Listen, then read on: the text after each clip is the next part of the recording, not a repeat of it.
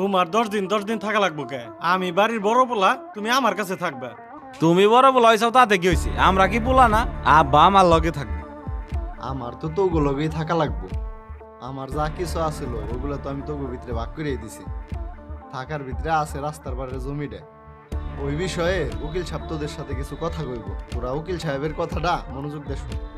কি বলবেন বলেন উকিল সাহেব। আপনারা তো জানেনই এই জমি নিয়ে একটা মামলা চলতেছে। সেই মামলার রায় দিছে এই জমিটা আর আপনাদের নাই। এই জমির মালিক এখন মামুন সরকার।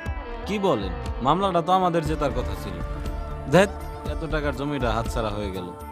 যা যাওয়ার তা তো গেছেই। ওইসব কথা এখন বাদ দে। এখন আমি তোকে 3 ভাইয়ের ভিতরে 10 দিন করে থা হই। কার ভিতরে আগে থাম হেডে ক। আমার তো এখন ঝামেলা চলতেছে, আমার কাছে এখন রাখা পারম না। তুমি তোমার মাইজে পোলার কাছে থাকো। এখন তুমি আগে রাখবে না কেন? তুমি হইলে বাড়ির বড় পোলা, সবকিছুতে আগে আগে থাকো। এখন রাখো। আব্বা ভাই গেছে তখন ঝামেলা চলতেছে, তুমি না হয় প্রথম 10 দিন আমার কাছেই থাকো। আমি তো এতদিন তোর কাছেই থাকলাম।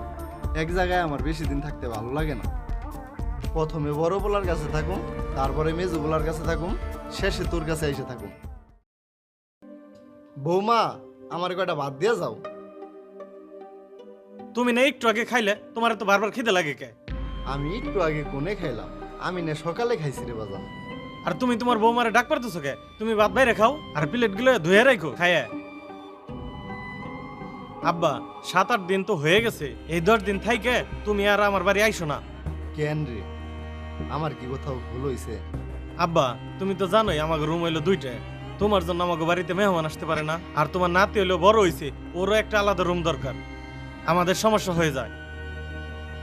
ঠিক আছে, আমি পরশু দিনই মাহফুজের ওইখানে চলে যাবানি। তুমি এইসব কি মনে করে? কে 10 দিন তো তোর বড় ভাইয়ের ওইখানে থাকলাম, এখন তো তোর এইখানে 10 দিন থাকার কথা। তুমি তো জানোই আমার ইনকাম কম, আমি একজন অতিরিক্ত মানুষ, পালের পারন নাই। তুমি একটা কাজ করো, বড় পোলার বাড়িতে 15 দিন আর ছোট পোলার বাড়িতে 15 দিন থাকো। আচ্ছা, তাইলে আমার গাড়ি ভাড়াটা দিয়ে দে, আমার কাছে কোনো টাকা পয়সা নেই। আমার কাছে ভাঙতি নাই, তুমি যাও তো। আব্বা তুমি চলে আইলে, তোমার না 20 দিন পরে আসার কথা, কিছু হয়েছে নাকি? সবকিছু ঠিকঠাক আছে তো? তোর বড় ভাইয়ের ওইখানে তো কষ্ট মষ্ট করে 10 দিন ছিলাম, আর যাইতে না করছে। মাহফুজের বাড়ি তো আমি ঢুকতেই পারি নাই কেন, তাই চলে আইলাম নিজের আপন ঠিকানায়। ভাইরা তোমার সাথে এমন ব্যবহার করলো। এমন তো করবই, আমার কাছে কোনো সম্পত্তি নাই। তুই কি করবি? তুই কি আমার রাখবি না আমি বৃদ্ধাশ্রমে চলে যাব? রাহুম না মানে? তুমি আমার আব্বা, আমার শরীরে যতদিন রক্ত মাংস আছে ততদিন তো তোমার আমি ফেলামু না। বাজান রে, তুই খেতে খামারে কাম করস, কাম আসি কয়টি হা? একজন অতিরিক্ত মানুষ তুই কেমবা চালাবি? আব্বা আমি নিজের হাতে ধান লাগাই, আমার ঘরের ছেলের ভাত তুমি কয়টা বাতি খাবে? আব্বা তুমি কত দূরের রাস্তায় আইসাও, হাত মুখ ধুয়ে 2টা খায় নাও তো, আসো। আরে পোলাহান্ডি যখন ছোট আসছিল তখনই ভালো আছিল।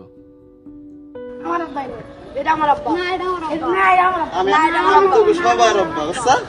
আর এখন আমি সবার বোঝা হয়ে গেছি। রায়হান রে, কালকে তো আমি তোর ভাই গনে যাবার চাইতেছি। আব্বা ওনারা তোমার এবার তো অপমান করলো, তারপরে তুমি আবার হনে যাবে? কি করুম ক, আমার তো ওকে দেখতে মন চা, নাতি গো দেখতে মন চা। আব্বা তুমি যদি যাবের চাও, তোমারে তো আমি আর ফিরের পারুম না, কিন্তু তোমার যখন মন চাই তুমি চলে আইসো, আমি তোমার অপেক্ষায় থাকুম। আচ্ছা বাজান। আব্বা তুমি আবার আইসাও, তোমার না কইছি তুমি আর আমার বাড়ি আইসো না। আমি তোর বাড়ি থাকতে আসি নাই, সামনে শুক্রবারে তুই আমাকে গ্রামের বাড়ি যাস। আরে আমার সময় নাই, আমার কাজ আছে। এইটাই তোগোর সাথে আমার শেষ মিটিং, এরপর আমি তোকে বাড়িও আসুম না, তোকে আমি ডাকুমো না। সামনে শুক্রবার গ্রামের বাড়ি যাইস, একটু দরকার আছে। ও আমারও তো এলাকায় একটু দরকার আছিল। আচ্ছা যাবানি, যাও। আচ্ছা যাইস। ওই কি কবে তাড়াতাড়ি কও, আমার অনেক কাজ আছে, আমি কাজ ফেলাইছি, আমার কাজে যাইতে হইব। তুমি কাজ ফেলা হয়েছে, আমরা কি করে আইছি? আমরা কি আজাইরা ঘুরে খাই নাকি? তোর বাপে ডাকছে, তুই তো আসবি। বাবা আমার নাকি? বাপ হইলো তোমার। আমার বাপ হলে তুই স্কুলের পাশের জমিটা আমারই দিত। থাম তোরা, চেতাচেতি করিস না, তোদের আনছি একটা বিশেষ কারণে। উকিল সাহেব বলেন। আসলে আমি আপনাদের মিথ্যা কথা বলছিলাম। ওই মামলার রাইট আপনাদের পক্ষেই ছিল। ওই জমির মালিক এখনো আপনাদের বাবা শামীম সাহেবই। তাইলে তুই জমি আমরাই পামু। তাই ওই জমির মার্কেট ভ্যালু এখন কত আছে? এই 1,20,000,000 মতো আছে। 1,20,00,000। তাইলে তো আমরা 3 ভাই 40 লাখ করে পামু। আরে জমিন ডান বেসুম না, জমিন ডালে রাখিয়ে দিমু। আর আমি কিন্তু বাড়ির বড় পোলা, আমি কিন্তু সামনের প্লট নিমু। সব জায়গায় তুমি বাড়ির বড় পোলা কয়ে কয়ে স্কুলের জমিটাও নিছাও, এইবার সামনে থা আমি নিম। ওই তুই এত বেশি কথা কইস কে? আমি যেটা কইছি ওইটা হইব। ওই আমতরা, এবার আমি কিছু কথা কই। উকিল সাহেব রে বইলে এই নাটকটা আমি নিজেই সাজাইছিলাম। উকিল সাহেব আইসা যখন বলল জমির মামলার রায়টা আমার পক্ষে আইছে, তখন আমি চিন্তা করলাম যে তোদের পরীক্ষা করা দরকার। তোরা আমারে ভালোবাসোস নাকি আমার সম্পত্তিরে ভালোবাসোস? আর হ্যাঁ, আমার পরীক্ষা করা শেষ।